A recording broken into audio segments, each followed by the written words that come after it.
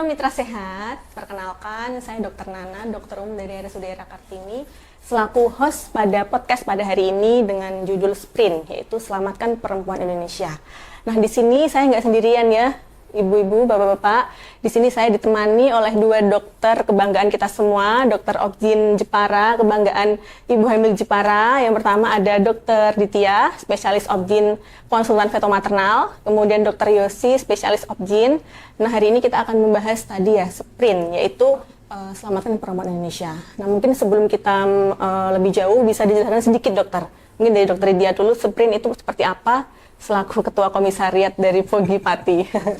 Ya. Sedikit saja dokter. Ya, terima kasih Dr. Nana. Jadi begini, jadi dari PP POGI itu ada namanya program Sprint. Program Sprint itu adalah Selamatkan Perempuan Indonesia, yaitu dengan menekan kehamilan resiko tinggi, kemudian menekan angka kejadian CA serviks. Ya. Jadi dengan meningkatkan program Sprint tersebut diharapkan angka kematian ibu dan bayi juga akan turun dan angka untuk terjadinya kehamilan kanker CA serviks juga akan berkurang. Mungkin dari besarnya seperti itu, Dr. Nana. Mungkin dari Dr. Yosi bisa sedikit juga dokter Sprint tadi secara garis besar. Oke, sebelum saya menjelaskan Sprint, mungkin saya mau mengucapkan dulu ya selamat hari Kartini ya untuk para penonton podcast Kartini pada pagi ini. Kita santai-santai aja nih ya Dr. Nana ya, nggak usah terlalu tegang ya. Iya, saya tegang sekali relax aja, biar nggak kaku ya toh. Iya. Jadi program Sprint POGI ini sendiri memang suatu langkah yang digagas oleh pengurus pusat POGI. Dalam hal ini nanti diteruskan ke masing-masing POGI cabang di seluruh Indonesia, termasuk ke Dr. Ditya dan anggota sebagai komisariat POGI Pati. Jadi memang Sprint ini dia tagline-nya Selamatkan Perempuan Indonesia. Jadi Selamatkan Perempuan Indonesia ini artinya POGI secara sadar dan secara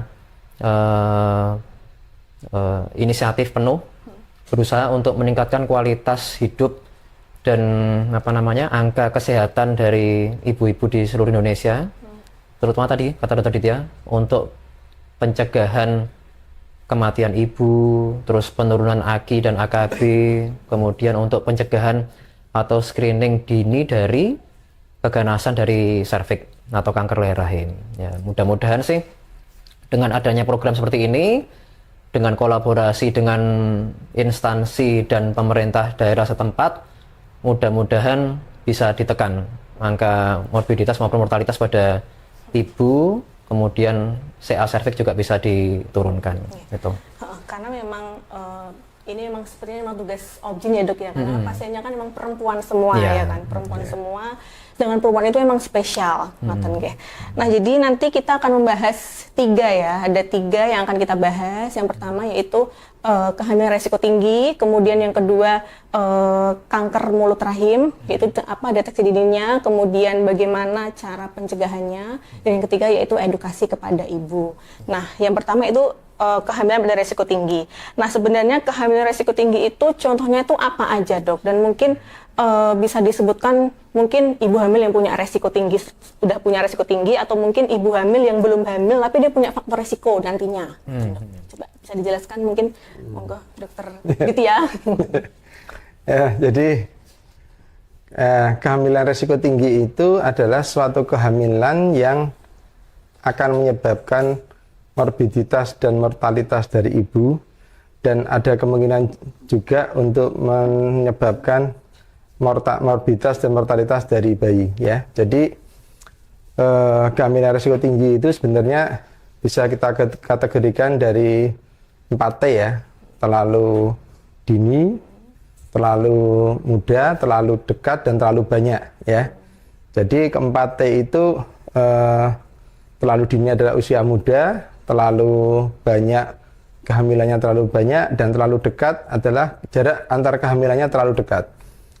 Selain itu juga kehamilan resiko tinggi juga bisa berhubungan dengan keadaan medis ibu ya, seperti misalnya penyakit dengan diabetes mellitus, kemudian penyakit jantung, kemudian penyakit penyerta yang lain seperti penyakit autoimun juga ya, penyakit autoimun seperti itu. Kemudian ada juga kehamilan resiko tinggi itu bisa pada ibu hamil dengan riwayat bekas sesar sebelumnya, kemudian kehamilannya dengan hipertensi atau riwayat preeklamsi, eklamsi seperti itu ya. Jadi beberapa kehamilan risiko tinggi yang bisa menyebabkan ke arah morbiditas dan mortalitas dari ibu dan bayi. Ya. Mungkin itu ya. Mungkin kalau dari dokter Yesi, dokter bisa jelaskan lebih lagi. Sebenarnya kalau saya ngelengkapi dokter Ditya agak kurang enak nih saya ya. Beliau udah menjelaskan lebih detail tadi ya. Jadi gini, mungkin saya simpulkan aja. Jadi kehamilan resiko tinggi itu di mana seorang ibu itu dia dalam kehamilannya resiko tinggi terjadi suatu kecacatan atau suatu kematian. Jadi tadi itu, jadi misalnya tadi seperti dijelaskan Dr. Ditya, hamil dengan riwayat sesar sebelumnya. Jadi dia termasuk resiko tinggi karena kenapa? Karena kalau ada resiko sebelumnya sudah pernah sesar, maka angka plasenta akretanya, angka kejadian meningkat. Terus kemudian juga berefek pada nanti angka kejadian perdarahan pasca persalinan juga naik juga. Jadi makanya kenapa disebut hamil dengan resiko tinggi. Nah, kalau seperti itu memang sebaiknya dari antar lini, jadi antar vaskes memang harus kolaborasi. Jadi kehamilan resiko tinggi ini tidak bisa selesai hanya di vaskes tingkat pertama saja. Tapi memang harus dilakukan rujukan terarah juga ke SPOG di vaskes tingkat lanjut. Dalam hal ini SPOG. Karena kenapa? Karena kalau dengan kehamilan resiko tinggi ditangani hanya di vaskes tingkat pertama saja, maka yang kita khawatirkan nanti untuk antenatal care-nya kurang komprehensif, jadi kurang lengkap, dan nanti khawatirnya outcome-nya baik ibu maupun janin juga bermasalah. Jadi untuk titip pesan untuk rekan-rekan pendengar podcast kalian yang di vaskes 1, kalau menjumpai kehamilan dengan resiko tinggi ya sebaiknya dikonsulkan atau dirujuk ke SPOG di fasilitas kesehatan tingkat lanjut gitu. Nah ini kan memang tadi kita membahas resiko tinggi ya dok, contohnya tadi mungkin hipertensi ya, terus kemudian obesitas. Nah hipertensi ini kan kebanyakan nanti kemungkinan ketahuan di usia di 20 minggu ke atas, sedangkan ibunya tuh baik-baik aja. Loh saya nggak ada keluhan dok, saya kok nanti dirujuk, saya nggak mau gitu. Itu sebenarnya kan mereka yakin kak, saya nggak baik-baik aja, cuma kan dia ada bayi yang dikandung gitu ya. Nah, itu gimana cara kita ngasih tahu ke pasien? Ini tuh ada dampaknya loh Bu ke bayinya. Itu gimana tuh cara biar dia lebih gampang dicerna gitu ke masyarakat? Okay. Jadi saya duluan gitu, Dok. Yeah. Jadi kalau kehamilan dengan tekanan darah tinggi itu memang masih jadi PR kita bersama ya Dokter Nana ya, karena memang di Indonesia sendiri, apalagi di Pulau Jawa sendiri aja dia angka kejadian hipertensi atau darah tinggi dalam kehamilan masih cukup tinggi. Bahkan trennya sekarang malah cenderung meningkat akhir-akhir ini. Sebenarnya faktor utamanya lebih didasari pada keengganan si ibu ini untuk screening kehamilan dari awal. Nah, nanti harapannya mudah-mudahan dengan kolaborasi tadi antar lini itu jadi bisa jalan untuk screening awal. Jadi sebenarnya darah tinggi itu tidak selalu terjadi di kehamilan di atas 20 minggu, Dokter Nana. Jadi pada beberapa kasus, dia sudah ada darah tinggi atau hipertensi sebelumnya, terus di trimester 1 juga sudah ada hipertensi, nah itu malah sudah merupakan faktor resiko tinggi sebenarnya untuk nanti terjadi preeklamsi. Nah itu harus lebih intens lagi edukasinya lah. Yang bisa kita lakukan sebagai tenaga medis dan ujung tombak pelayanan kesehatan, ya edukasinya memang. Jadi harus pendekatan ke pasien, terutama keluarganya. Jadi kadang-kadang pasien sudah nurut, tapi keluarganya ternyata yang nggak mau dilakukan rujukan. Entah itu suaminya, budenya, mbahnya, nah itu yang agak-agak bikin susah. Jadi kadang-kadang kalau memang diperlukan, ya mungkin harus kerjasama dengan perangkat desa setempat. Jadi kita edukasi dari nakes juga iya, tapi dari non nakes juga harus membantu untuk edukasi seperti itu. untuk kehamilan resiko tinggi ini kan sebenarnya memang bukan tugas nakes saja ya dok ya, tapi memang tadi seperti Pak Yosi bilang itu juga harus kesadaran ibu hamil itu sendiri. Jadi memang kita harus kerjasama antara nakes dan juga ibu hamil itu sendiri untuk memang kolaborasi untuk menurunkan angka kematian maternal tadi. Karena ya percuma nanti nakesnya memang kita ada banyak program ini, tapi dari ibu hamilnya memang dia cenderung tidak mau periksa, nanti sama aja. Jadi tidak akan selesai yang katanya dok ya. Nah sedangkan tadi yang saya bahas dok terkait bayinya ya. Nah dari sisi fetomaternal mungkin dokter, kalau dengan resiko-resiko tadi ya dari janinnya nanti kalau di kelainan kongenital seperti apa dok? Ya, jadi untuk kehamilan dengan dengan faktor risiko preeklamsi ya, pada awalnya sebenarnya teman-teman di Vaskes kesehatan pertama di Puskesmas itu sebenarnya bisa melakukan screening, karena screeningnya kan juga sebenarnya sudah tercantum di buku KIA ya. Jadi untuk faktor-faktor apa saja yang bisa menyebabkan kemungkinan terjadinya preeklamsia, dan itu ada skornya. Nah, bila mana ada skornya, kemudian sebenarnya bisa diberikan untuk pencegahan awal pada trimester pertama itu kita berikan kalsium 1000 mg dan kita berikan pengencer darah seperti aspirin. Bisa 80 mg, bisa 100 mg. Ya. Dari pemberian pencegahan itu, paling tidak teman-teman di Vaskes, di Puskesmas, dari teman-teman sejawat dokter umum bisa membantu untuk melakukan screening dan pengobatan awal. Jadi untuk nanti selanjutnya tidak akan berkembang menjadi suatu keadaan ke preeklamsia berat sampai ke eklamsia. Seperti yang tadi ditanyakan, efek samping terhadap bayinya ya. Karena salah satu penyebab dari preeklamsia hipertensi itu kan karena kegagalan plasenta itu nempel. Jadi pembuluh darahnya jadi gampangnya mengecil. Otomatis kalau pembuluh darahnya mengecil, arus dari ibu ke bayi pun akan terhambat. Paling tidak akan menyebabkan bayi itu menjadi kecil ya. Menjadi kecil, tidak perkembangan berat badannya tidak akan sesuai dengan kehamilannya. Jadi usia kehamilan dengan berat badan itu tidak sama karena ada terhambatnya aliran oksigen atau nutrisi dari ibu ke bayinya ya. Jadi itu paling sering yang terjadinya bayi yang kecil ya. Ya, bahkan sampai ke IUFD, bayinya meninggal di dalam rahim ya. Oke, memang dari tadi kan kita membahas resiko tingginya lebih ke preeklamsia dok ya. Kebetulan Ibu Raden Asingita Kartini ini yang konon katanya riwayatnya memang meninggal di usia sangat muda di 25 tahun. Itu untuk zaman sekarang memang masih ada ya dok ya, meninggal untuk proses persalinan di usia muda dan juga preeklamsi kan kasusnya masih banyak sekali. Nah untuk sekarang sendiri itu untuk angka kematian ibu hamil selama persalinan sekarang kira-kira apa dok untuk resiko tingginya ini tadi? Kematian pertama. Banyak penyebab utamanya ya. Yeah. Kalau penyebab utama itu masih dokter Nana, masih salip-salipan antara hipertensi dalam kehamilan sama perdarahan postpartum. Jadi dua itu dia saling berkejaran. Jadi dua faktor utama tadi itu. Jadi penyumbang utama angka kematian ibu di Indonesia terutama ya. Jadi ya itu preeklamsi atau hipertensi dalam kehamilan sama perdarahan pasca persalinan. Berarti dari Pogi tadi untuk solusi 2 tadi memang screening dari awal gitu ya dok ya. Memang itu cuman kadang memang dari pasiennya kadang memang dia nggak mau periksa. Biasanya memang kadang ngoten dokter.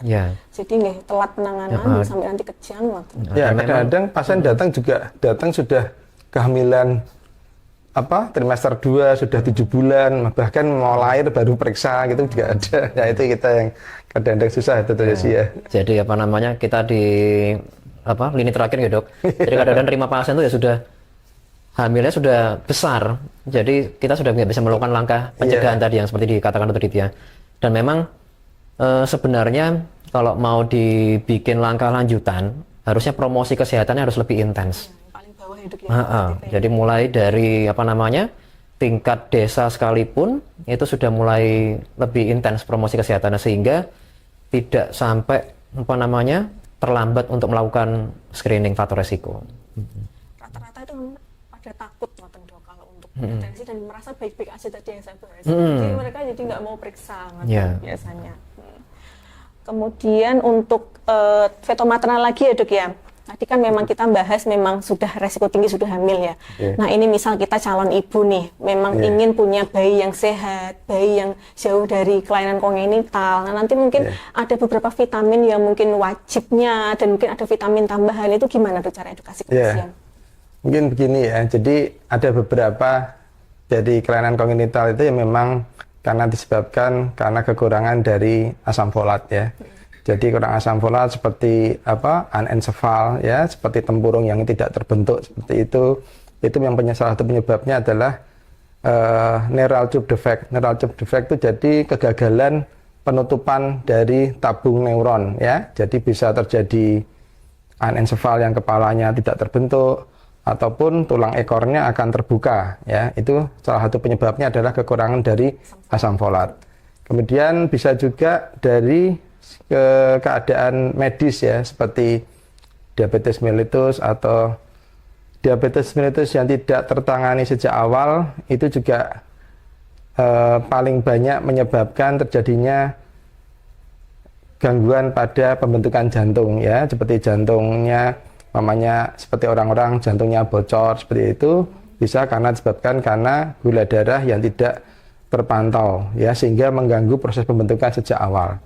Tapi ada juga beberapa yang memang dari faktor genetiknya ya, dari faktor genetiknya dari ayah atau ibu ya, itu memang harus yang kita pantau lebih lanjut ya. Kemudian seperti anemia HB yang kurang pada ibu hamil juga bisa menyebabkan suatu keadaan hidrofetalis itu, jadi seperti bayinya itu terisi cairan. Nah itu juga bisa menyebabkan keadaan seperti itu. Berarti memang kalau dilihat yang terpenting memang asam folat tadi ya. Asam folat itu diikuti faktor-faktor risiko yang misalnya pada janin. Nah kemudian untuk kehamilan resiko tinggi ini, untuk tahapnya seperti apa dok? Nanti proses persalinannya, apakah nanti harus sesar atau mungkin bisa normal atau gimana dokter untuk tahap akhirnya? Ya, jadi untuk pertanyaan dokter Ana kok mau minum dulu nggak apa loh ya? Biar nggak seret tenggorokannya ya. Jadi kehamilan resiko tinggi, apakah harus selalu sesar gitu pertanyaannya ya? Jadi sebenarnya WHO, terus kemudian lembaga-lembaga internasional, POGI, beserta Kemenkes sebenarnya malah inisiatifnya malah mengurangi tingkat sesar, dokter Nana. Jadi mengurangi SC rate namanya ya. Nah, jadi tidak selalu kehamilan resiko tinggi berujung dengan persalinan secara sesar. Tapi ya itu harus kita perhatikan dulu, apakah tidak ada penyulit dalam kehamilan, dalam artian kalau misalnya tidak ada penyulit, tidak ada resiko saat ibu tersebut melahirkan secara normal, maka masih boleh melakukan persalinan secara pervaginam atau normal. Tetapi kalau memang misalnya ada penyulit obstetri, dalam artian penyulit kehamilan, dan jika hamilnya tersebut lahiran normal lebih meningkatkan angka mortalitas dan morbiditas, maka tidak apa-apa, diputuskan dilakukan persalinan secara seksio sesarea. Tapi kita berusahanya kalau bisa normal dulu persalinannya, seperti itu. Kecuali ya tadi ada faktor penyulit lain. Pada saat mau persalinan itu. Mungkin dari ini penonton Mbak apakah sudah ada pertanyaan mungkin untuk pembahasan yang pertama, kehamilan resiko tinggi, sebelum kita membahas yang kedua, CA cervix. Dari YouTube sudah ada pertanyaan? Lanjut ke yang ini ya. Ada tadi dia mau nanya ini mungkin.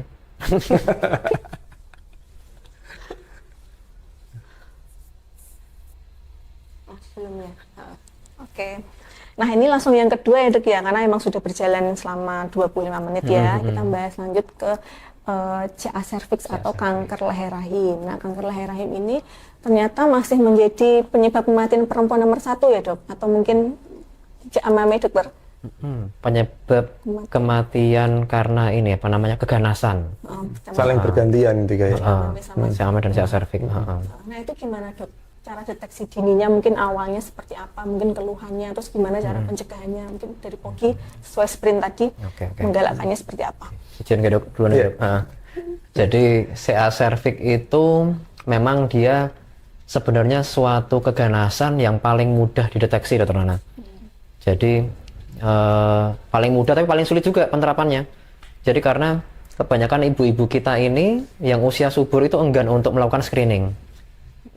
Padahal dia paling gampang, paling mudah penerapannya di vaskes primer atau puskesmas pun bisa, ada alatnya. Cuman ternyata sampai saat ini angka kejadiannya masih cukup tinggi sekali. Karena kalau orang-orang awam ya mendengar kata-kata IVA, pap smear, udah kemana-mana pikirannya, udah pasti udah takut duluan ya toh. Akhirnya waktu diadakan program screening oleh Dinkes, oleh organisasi profesi seperti POGI, terkadang yang datang juga bisa dihitung dengan jari. Itu jadi karena ketakutan duluan ya toh. Nah, untuk CA cervix sendiri memang dia tidak bergejala, Dr. Nana, awalnya dalam stadium awal. Cuman seringkali kalau dia sudah mulai ada seperti keputihan yang sangat banyak atau mungkin berbau, terus kemudian gatal, atau mungkin juga perdarahan yang muncul pasca senggama atau pasca hubungan suami istri, atau perdarahan di luar siklus haid yang terus menerus. Nah, itu sudah mulai harus lebih aware. Jadi harus lebih aware, apalagi jika si ibu ini memang aktif secara seksual. Nah, itu harus lebih aware dan harus melakukan screening atau deteksi dini tadi. Nah, deteksi dininya apa saja? Nah, yang bisa dilakukan di vaskes tingkat pertama itu ada namanya IVA. IVA bisa dilakukan dengan bantuan tenaga medis terlatih yang sudah bersertifikasi untuk pelatihan IVA. Kemudian kalau misalnya dengan IVA masih kurang yakin, itu sekarang ada namanya tes HPV DNA. Jadi HPV DNA itu dia untuk melihat apakah ada infeksi awal dari virus HPV. Itu di mana, Dok, tes? Itu sama, di puskesmas juga ada. Sudah ada di puskesmas. Jadi sebenarnya sekarang sudah disediakan oleh Kemenkes untuk alatnya, untuk sarananya. Nah, terus kemudian apabila dari hasil IVA tersebut dan HPV DNA negatif semua, tidak ada kelainan, maka berarti insya Allah kondisinya aman leher rahimnya, dan hanya rutin screening setiap kurang lebih 3 tahun sekali. Tapi sebaliknya, kalau nanti pada saat dilakukan IVA atau HPV DNA tersebut di puskesmas atau di vaskes pertama kok ketemu kelainan, maka sebaiknya dilakukan rujukan terarah ke rumah sakit yang mempunyai fasilitas kolposkopi. Nah, kebetulan di RSUD Kartini sudah ada kolposkopi nih. Nah, jadi untuk vaskes 1 di Jepara sudah tidak terlalu kebingungan harus ke Semarang atau kemana. Jadi di Jepara sudah ada dan bisa dilakukan di RSUD Kartini. Itu nanti kita kolposkopi, kita lihat. Jadi kita lihat secara detail untuk mulut rahimnya. Kalau memang misalnya ditemukan suatu kelainan, maka kita bisa melakukan ada 2. Yang pertama ablasi atau krioterapi namanya, atau yang kedua eksisi. Eksisi itu diambil, dikerok mulut rahimnya untuk nanti dikirim ke laboratorium patologi anatomi. Nah, nanti kalau misalnya dari hasil tersebut dua-duanya baik semua, maka tadi bisa dilakukan ulang untuk pemeriksaan sekitar 1 tahun sampai 3 tahun lagi. Tapi kalau misalnya ternyata kok ada suatu kelainan atau mengarah ke kanker stadium awal, maka mau nggak mau dilakukan tindakan operasi biasanya. Nah, itu nanti dilakukan bukan. Jadi ya itu kadang-kadang ada agak-agak salah pemahaman dari masyarakat ya. CA selalu kemo gitu ya, enggak. Jadi kalau CA cervix dia stadiumnya masih 2 ke bawah, itu masih bisa dilakukan prosedur operasi pengangkatan rahim. Nah, tapi untuk operasinya sendiri ya karena kita di kabupaten masih belum ada dokter onkologi, maka kita lakukan rujukan terarah ke rumah sakit yang mempunyai subspesialis onkologi. Jadi nanti misalnya Dok ada ini saya kapan sih harus cek IVA, harus ada punya keluhan dulu, atau mungkin ini saya waktunya nih harus cek IVA gitu, dan mungkin usia-usia tertentu mungkin Dok. Kapan gitu ya. Gitu. Jadi untuk cek IVA sendiri sejak dia sudah mulai aktif seksual langsung cek nggak apa-apa. Jadi nggak ada harus ada keluhan dulu baru cek gitu, enggak. Dan nanti ceknya yaitu apa namanya, misalnya pasangan usia baru nih ya, misalnya baru menikah setahun 2 tahun, terus ingin cek ya nggak apa-apa, cek aja. Jadi tidak ada harus ada keluhan keputihan dulu, ada keluhan perdarahan atau apa gitu baru cek, enggak. Jadi langsung lebih awal lebih bagus. Ini juga bermanfaat buat pasiennya ya dok ya, karena semakin terdeteksi dini, stadiumnya makin awal, diangkat rahimnya selesai ya, jadi dia memang nggak sebelum menyebar ke yang lain ya dok. Tapi sebenarnya bukan itu, Dokter Nana. Intinya kalau belum ditemukan keganasan itu masih namanya lesi prakanker. Jadi sebelum keganasan itu nanti angka kesembuhannya tinggi banget. Jadi bahkan mendekati 100%. Nah, itu yang perlu dipahami. Jadi malah lebih awal lebih baik. Kadang-kala kan aduh kok aja lah nanti nunggu ada keluhan dulu. Ternyata malah dibiarkan, ditunggu-tunggu, malah sudah lanjut stadiumnya. Nah, untuk dari pemerintah sendiri sejauh ini sampai apa dokter untuk mencegahnya? Mungkin dari POGI seperti apa, pemerintah seperti apakah masih jalan? Gimana sejauh ini? Dok. Gantian. Ya, mungkin kalau dari PPPOGI ini kebetulan nih pada saat ini bersamaan itu dari PPPOGI itu menurunkan vaksinasi HPV untuk pencegahan terjadinya kanker leher rahim ya. Jadi di 10 titik POGI seluruh Indonesia ini serentak, kebetulan kemarin yang menjadi titik pusat masih di Kota Semarang ya. Jadi ada 50 vaksin untuk pencegahan kanker leher rahim itu yang ditempatkan di tiap-tiap titik dari semua POGI serentak ini jam 9.10 ini nanti. Ya. Oh, itu siapa sih nanti sasarannya dok? Apakah saya tiba-tiba ke sana boleh gitu? Jadi syaratnya itu harus ada hasil pap smear dan IVA gitu minimal.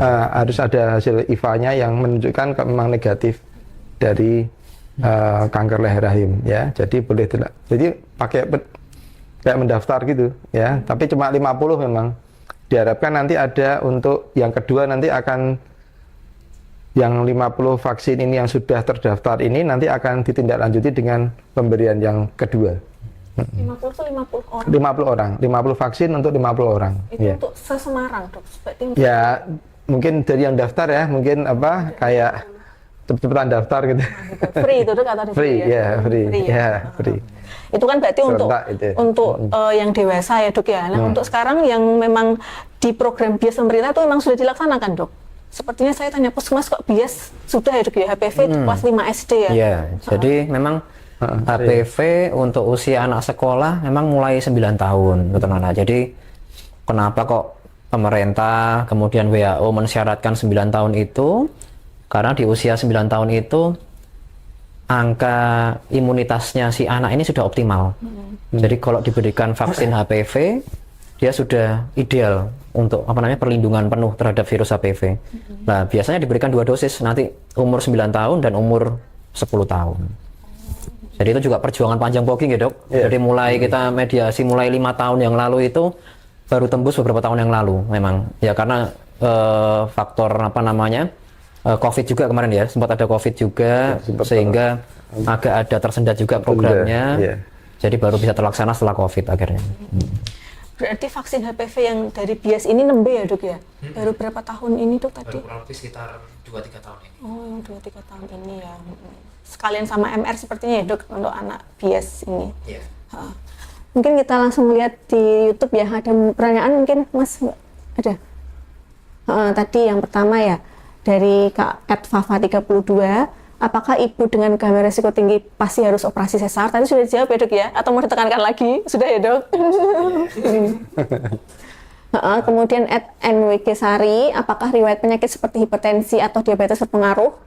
Tadi sudah pasti dok ya, emang ini pasti selalu buat pertanyaan pasien karena rata-rata ya hipertensi, diabetes itu langsung takut mereka dok.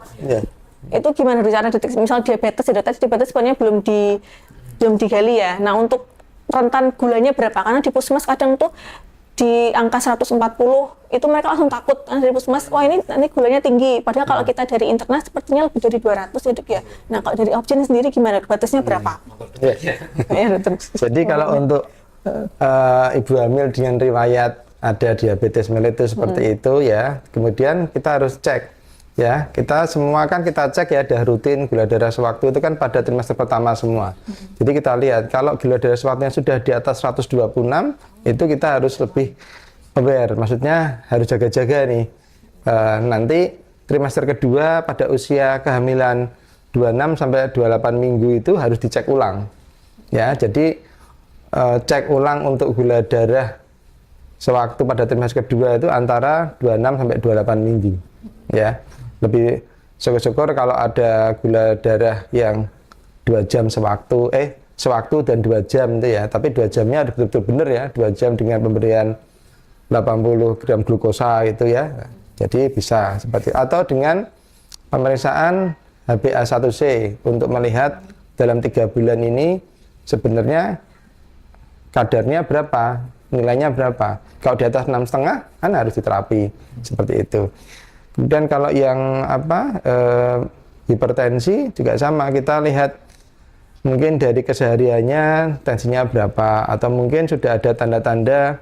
Kalau mungkin anak pertama kita lebih hati-hati, kita lihat dari pemeriksaan tanda vital pertama kali datang ke puskesmas atau ke bidan desa, kita lihat kalau sudah mulai ada tren untuk naik, atau dengan ibunya, bapaknya riwayat hipertensi, kita juga harus aware ya.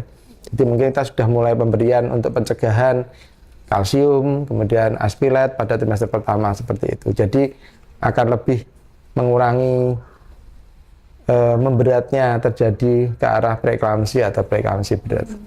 Mungkin seperti itu. Nah, untuk diabetes tadi kan memang kita kenal waktu saya kuliah kan hanya makrosomi ya dok ya. Nah, kalau dari fetomaternal sendiri tadi sepertinya apa dok? Mungkin bisa lebih jauh lagi kita lebih tahu nanti. Jadi seperti diabetes mellitus itu kalau dia ada penyerta lain seperti hipertensi akan semakin memperberat. Karena diabetes mellitus sendiri kan memang mengganggu pembuluh darah juga ya. Jadi elastisitas pembuluh darah juga akan berkurang, jadi gangguan endotel pembuluh darah juga berkurang. Padahal preeklamsi sendiri juga sudah membuat seperti itu. Jadi akan semakin, justru beberapa ibu hamil akan jatuh ke keadaan bayinya kecil dan ataupun bayinya meninggal di dalam rahim ya. Jadi tidak hanya mungkin kalau faktornya cuma diabetes mellitus akan berkembang menjadi seperti makrosomi seperti itu ya. Tapi kalau ada preeklamsi, tekan hipertensi seperti itu mungkin akan saling memperberat ke arah bayinya yang kecil ya.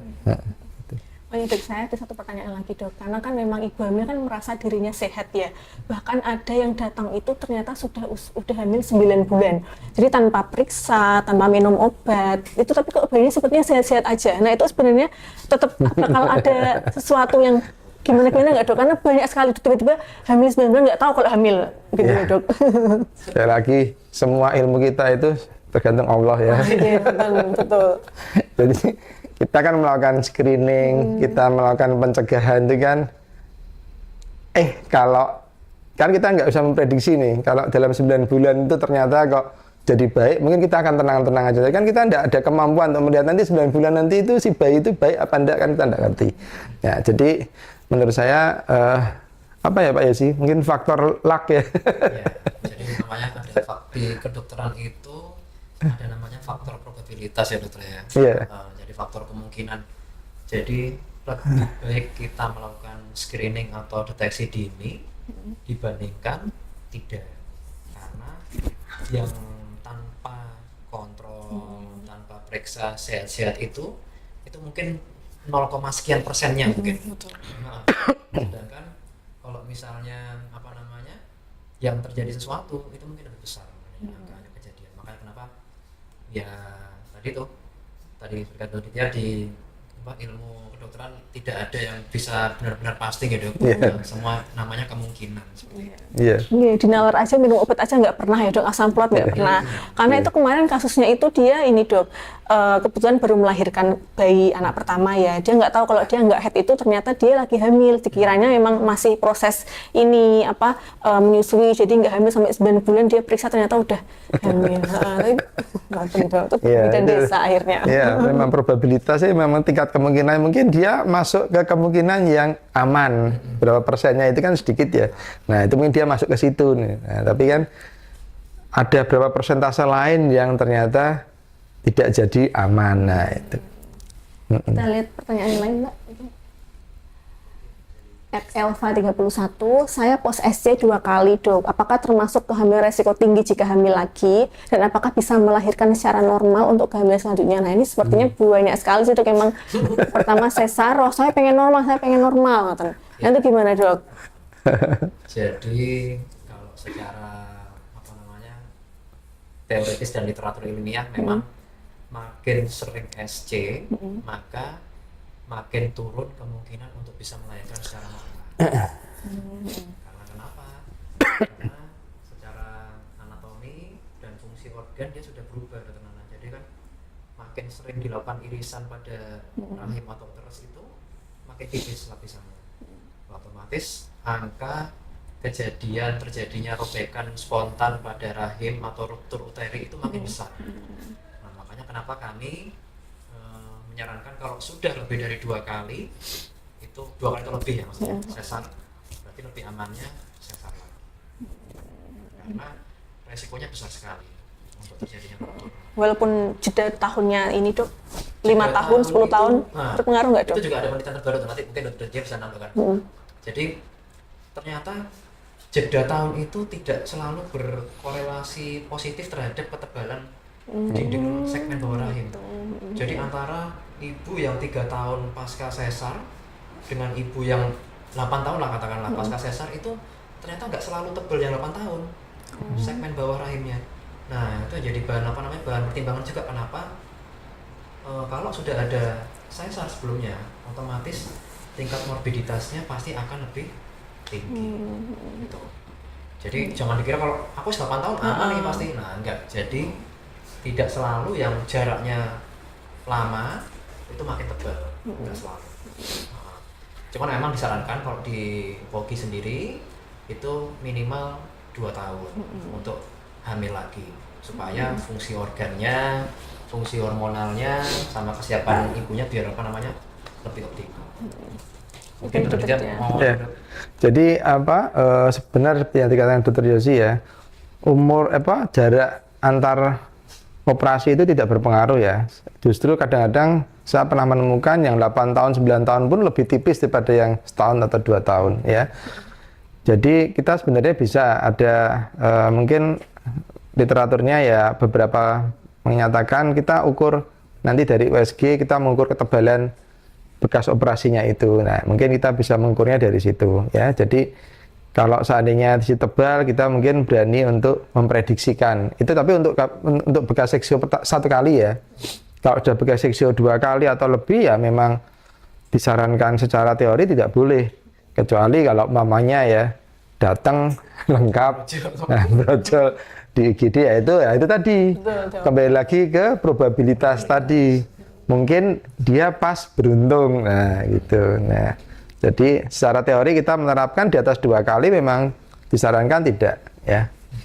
Tapi tidak menutup kemungkinan juga yang habis operasi 2 kali mungkin ada dari peserta atau yang mendengar podcast, saya habis 2 kali bisa lahir normal kok. Nah itu tadi probabilitasnya kecil, nah beberapa persen. Ya mungkin itu.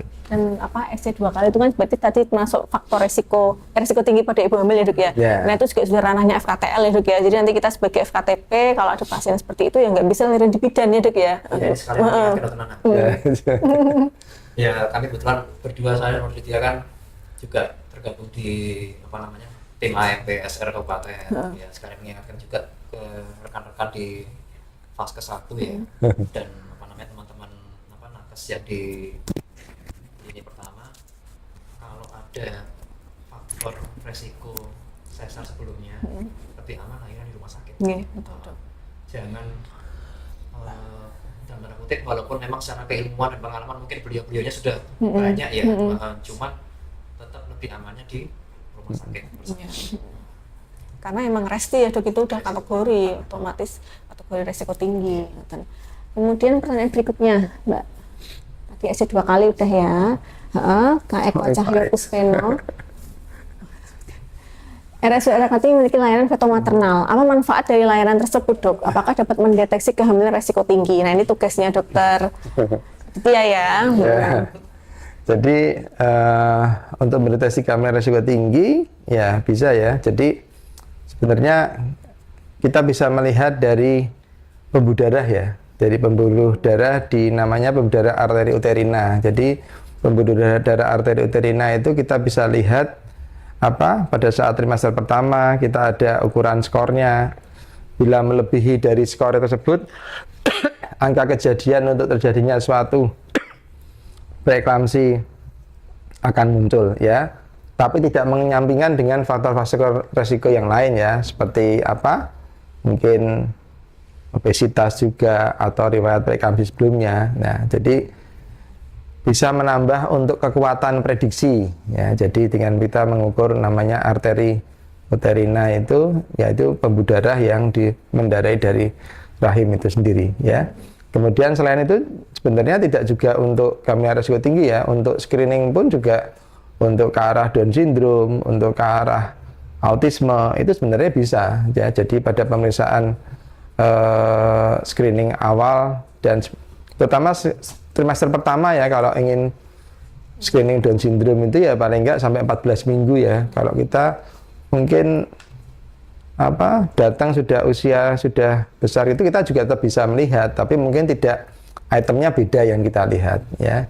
Mungkin tanda-tanda seperti deteksi penyakit jantung pada janinnya, jantungnya bocor atau tidak, itu juga bisa ya. Jadi kehamilan resiko tinggi bisa, untuk kelainan kongenital pun juga bisa ya.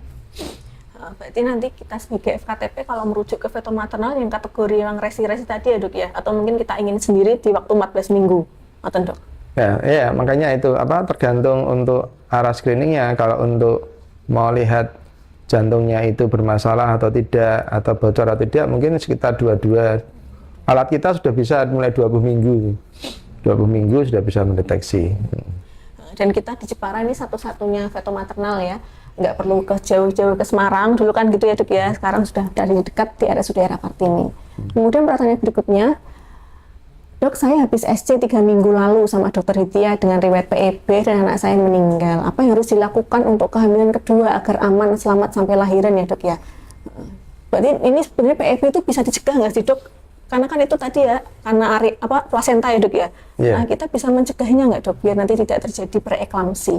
Bisa, nah itu tadi, begitu dia kehamilan pertama dan dia sudah positif hamil ya harus segera kontrol ya, karena kita pencegahan untuk preeklamsi itu tidak bisa langsung di tengah-tengah atau akhir itu ya. Kita mulai dari awal, karena kita berusaha untuk pembuluh darahnya itu supaya tetap kecil tidak apa-apa, tapi bisa lancar untuk mensuplai kehidupan dari si janin ini ya. Karena salah satu penyebab hipertensi itu kan pembuluh darahnya mengecil semua. Kalau dengan pembuluh darah yang mengecil itu suplainya sejak awal tidak kita perbaiki, datangnya ke trimester kedua atau sudah mau lahiran itu, pembuluh darahnya sudah rusak dan alirannya sudah kental juga. Jadi susah kita untuk mempertahankan si janin tersebut dalam keadaan baik itu. Ini tugas FKTP juga ya dok ya, ya kita dari awal edukasi sebaik-baiknya ke pasien, jangan menakut-nakuti sehingga pasien jadi ngerti, dan memang tujuannya untuk bayi juga. Waktu ini contohnya seperti ibu tersebut memang sampai kehilangan bayinya gitu ya. Selanjutnya Kak Sima, dok, kalau kehamilan pertama ada kelainan genetik, apa kehamilan kedua juga berpotensi seperti itu? Nah ini mungkin dokter Ditya ya dok ya. Dokter? Tergantung kelainan genetiknya, apa memang sudah yakin itu suatu kelainan genetik atau karena kelainan disebabkan karena seperti kekurangan asam folat, kemudian karena ada penyakit penyerta lainnya, penyakit diabetes mellitus atau anemia seperti itu ya. Kalau penyebabnya kelainan genetik ada kemungkinan akan berulang. Kalau memang yakin itu suatu kelainan genetik ya, makanya kita harus melakukan pemeriksaan genetik juga ya. Tapi kalau seandainya itu kelainannya itu karena yang faktor-faktor yang saya sebutkan tadi seperti kekurangan asam folat, anemia, ataupun penyebab karena penyakit metabolik seperti hipertensi dan diabetes mellitus ya bisa kita hindari. Jadi penyakit genetik pun bisa kita hindari karena tidak selalu berulang, tapi ada kemungkinan terjadi berulang. Ya, kalau memang dari pemeriksaan genetiknya memang sudah muncul ya. Di screening lagi berarti ya? Iya, jadi harus screening lagi. Kira-kira benar enggak itu karena penyakit karena genetik atau memang karena kekurangan substansi vitamin asam folat atau apa ya. Karena faktor resiko tadi ya, Dok. Ya, Nah, untuk kelainan genetik itu sebenarnya seperti apa, Dok? Mungkin ada yang belum tahu genetiknya dalam tubuh. Ya mungkin kayak sindrom Down ya, sindrom 21, sindrom 16, 18 ya. Nah, jadi kemudian ya paling sering itu ya, 21, 6 ya bisa. Kemudian pertanyaan selanjutnya, Dok, bagaimana membedakan keputihan yang normal dengan keputihan dengan gejala kanker leher rahim? Nah, ini juga pasti banyak ya, Dok, ya, dan banyak yang belum tahu juga. Yang kan Dr. Yosi? Memang sering kali ditanyakan ini ya. Jadi, Dok, keputihan saya normal nggak gitu ya? Jadi sebenarnya keputihan itu hampir 60% dialami oleh usia reproduksi ya. Jadi memang karena faktor hormonal sebenarnya dia ada fluktuasi dari penambahan dari jumlah lendir jalan lahir. Tapi selama dia tidak ada gatal, tidak ada perubahan warna, terus kemudian tidak berbau yang terlalu menyengat, itu sebenarnya masih normal sebenarnya, Dok. Jadi bukan sesuatu yang perlu dikhawatirkan berlebihan. Nah, kemudian bedanya apa sih keputihan yang mengarah ke kanker leher rahim? Nah, jadi keputihan yang mengarah ke kanker leher rahim itu kalau misalnya keputihan terinfeksi tetapi diobati tidak sembuh-sembuh. Nah, ini juga sudah mulai waspada tuh. Jadi misalnya keputihan, gatal, kemudian kita berikan treatment dengan terapi gitu, ternyata kok tidak membaik keputihannya atau bahkan makin intens, makin banyak, makin berbau dan lain-lain. Nah, kita sudah mulai ada kecurigaan ke sana. Tapi bukan langsung kanker leher rahim loh ya, karena seperti yang tak sampaikan tadi waktu di awal, jadi masih bisa sebagai lesi awal atau lesi prakanker namanya. Nah, itu jangan takut untuk periksa, karena kan ya kebetulan kultur masyarakat kita kan masih takut ya, Dokter Nana, takut berobat, terus malah pakai herbal gitu biasanya. Ya itu. Nah, pakai herbal, ternyata herbal yang digunakan juga mahal, tidak bersih, akhirnya malah bikin kontaminasi. Nah, terus datang ke kita dalam kondisi sudah lanjut ternyata perkembangan ininya, penyakitnya.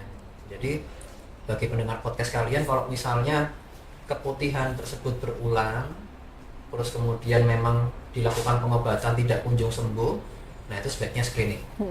Screeningnya berarti IVA tadi ya, Dok, ya? IVA boleh, pap smear boleh, HPV test boleh. Tapi untuk di puskesmas ada pap smear, Dok? Nggak ada. Nggak ada, emang IVA tadi jadi ya? Jadi puskesmas ada IVA sama HPV tadi. HPV tadi berarti ya.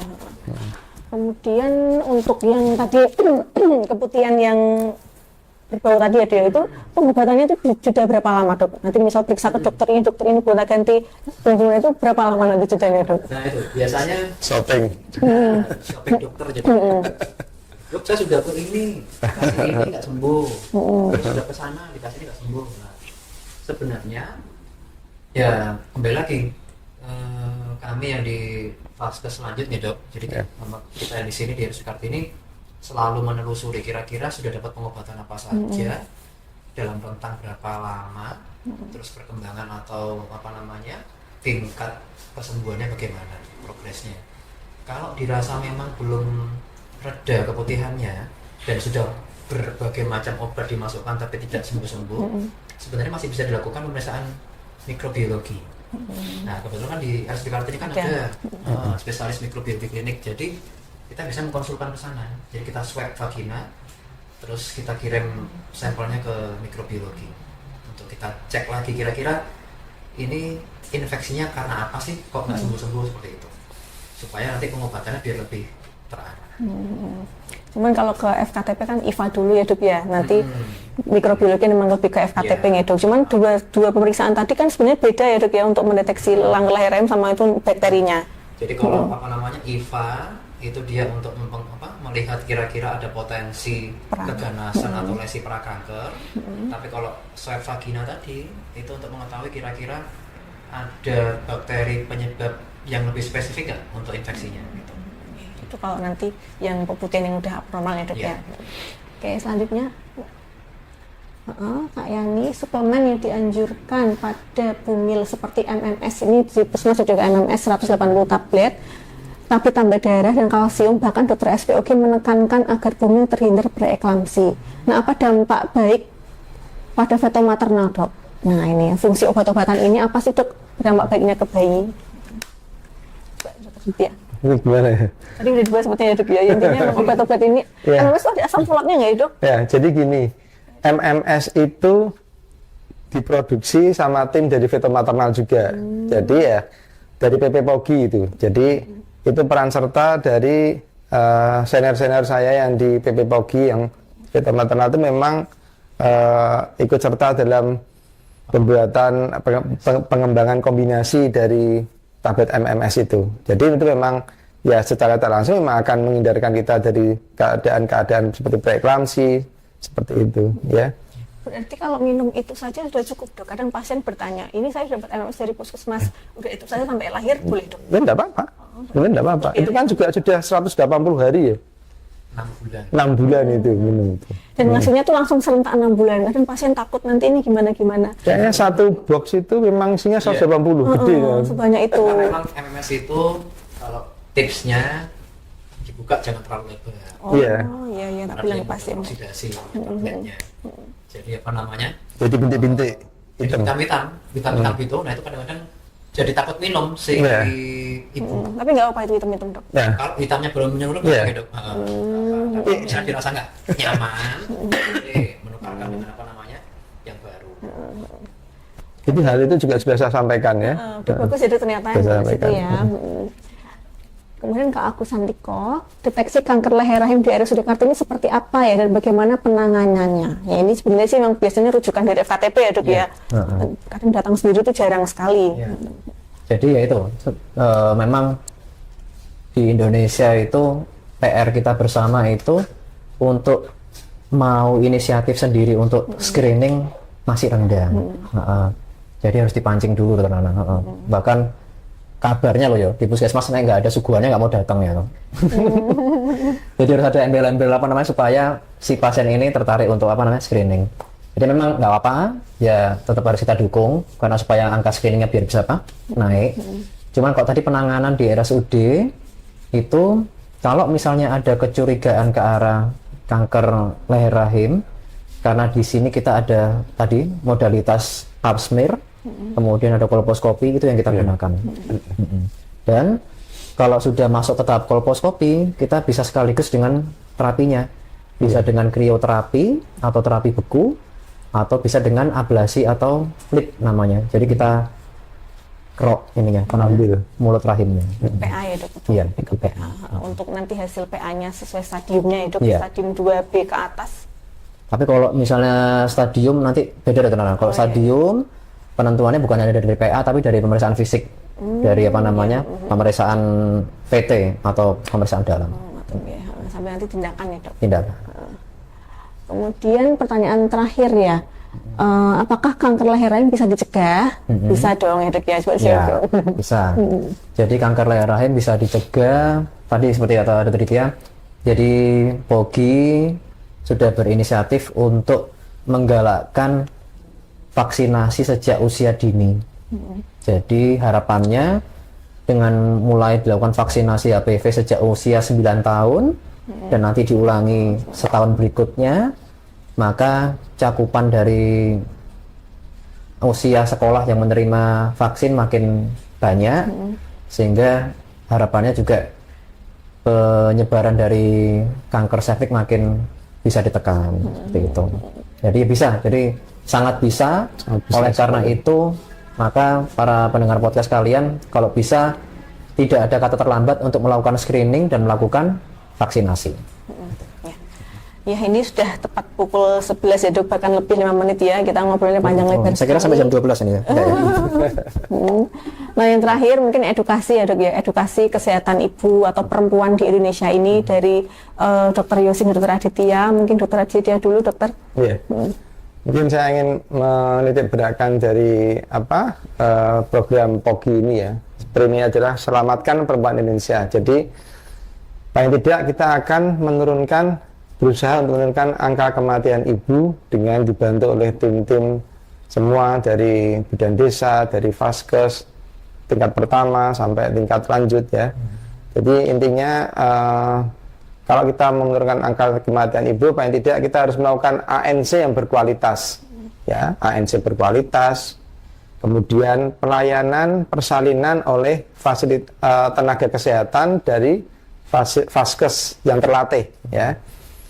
ANC berkualitas, melakukan pelayanan persalinan oleh tenaga ahli yang berkualitas. Dan yang ketiga adalah deteksi dari kanker leher rahim, itu yang sudah kita sampaikan tadi. Mungkin itu pesan saya untuk menurunkan angka kematian ibu ini dengan dibantu oleh semua itu. Monggo, Dr. Yesi. Ya, matur nuwun, Dok. Jadi insya Allah tadi sudah disampaikan Dr. Ditya bahwa POGI melalui program sprintnya dan nanti dengan kolaborasi dari lintas sektoral, dari Dinas Kesehatan Kabupaten Kota, kemudian dari RSUD Era Kartini sendiri di Jepara sebagai fasilitas kesehatan tingkat lanjut, mudah-mudahan kita bersama-sama bersinergi bisa menurunkan angka kematian ibu dan bayi serta penurunan dari kanker leher rahim. Hanya saja yang kita perlu titik beratkan, apapun programnya, kalau kita tidak bergerak bersama, tidak saling inisiatif melakukannya, maka agak terasa berat. Jadi besar harapan kami berdua di sini sebagai perwakilan POGI Semarang juga mudah-mudahan mulai dari teman-teman di bidan desa, fasilitas kesehatan tingkat pertama, semua lini kesehatan, ayo kita bahu-membahu untuk meningkatkan kualitas hidup ibu-ibu kita. Jadi mudah-mudahan nanti pada periode-periode mendatang angka kejadian preeklamsi ataupun kehamilan resiko tinggi di Jepara khususnya dan Indonesia pada umumnya dapat ditekan. Kemudian screening deteksi kanker leher rahim juga makin meningkat sehingga angka kanker serviks bisa diturunkan, karena di luar negeri sudah ada yang bebas kanker serviks loh, Dokter Nana. Iya. Jadi karena sudah benar-benar optimal screeningnya. Jadi kenapa di luar negeri bisa, di Indonesia nggak bisa ya toh? Jadi makanya kenapa kita harus tetap berusaha seperti itu. Ya, mungkin itu saja. Ya. Baik, alhamdulillah telah selesai acara podcast pada hari ini. Izinkan saya menyimpulkan sedikit ya mengenai kehamilan resiko tinggi dan juga CA cervix tadi. Nah, jadi dari program apa tadi itu namanya sprint tadi ya, sebenarnya kan memang untuk mengurangi kehamilan resiko tinggi dan juga mengurangi angka CA cervix ini sebenarnya kan memang harus dilakukan rangkaian banyak ya, contohnya seperti pemantauan rutin, screening. Nah, ini pun bukan tugas hanya nakes saja, tapi juga tugas dari kita sendiri, diri sendiri, kemudian ibu hamil, sehingga kita antara nakes dan juga pasien berkolaborasi untuk sama-sama menurunkan angka kematian maternal. Baik, dari kami itu saja. Apabila saya selaku host dan Dr. Yosi, Dr. Ditya ada banyak salah kata maupun perbuatan, mohon maaf sebesar-besarnya. Wassalamualaikum warahmatullahi wabarakatuh. Waalaikumsalam.